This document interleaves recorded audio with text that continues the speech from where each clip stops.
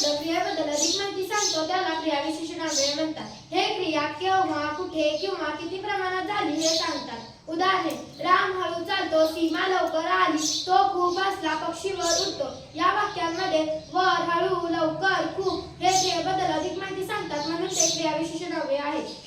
लक्षात ठेवा, क्रियेची विशेष माहिती सांगते क्रियाविशेषण अव्यय. धन्यवाद. नमस्कार मित्रांनो, आज मी तुम्हाला शब्दयोगी अव्यय याबद्दल सांगणार आहे. हे अव्यय एखाद्या नामाला किंवा सर्वनामाला जोडून त्याच्या दुसऱ्या शब्दाशी संबंध दाखवतात. अशा शब्दांना शब्दयोगी अव्यय असे म्हणतात. उदाहरणे: आईसोबत मी बाजारात गेले, घरासमोर झाड आहे, शाळेजवळ मैदान आहे, रामसाठी हे पुस्तक आहे. या वाक्यामध्ये सोबत, समोर, साठी, जवळ हे शब्दयोगी अव्यय आले आहेत म्हणून त्यांना शब्दयोगी अव्यय असे म्हणतात. लक्षात ठेवा, शब्दांचा संबंध जोडते शब्दयोगी अव्यय. धन्यवाद. नमस्कार मित्रांनो, मी तुम्हाला उभयनिर्णय अव्यय याविषयी माहिती सांगणार आहे.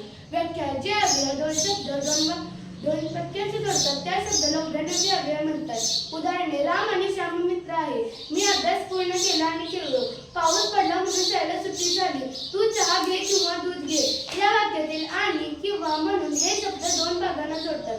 लक्षात ठेवा, दोन शब्द किंवा वाक्य जोडते उभयनिर्णय अव्यय. धन्यवाद. नमस्कार, आज मी तुम्हाला केवळ प्रयोगी अव्यय याबद्दल सांगणार आहे.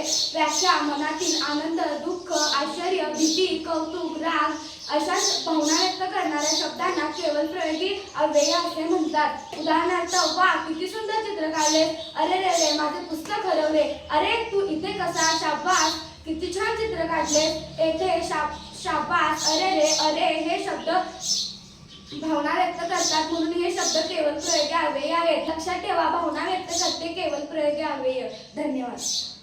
क्रियेची माहिती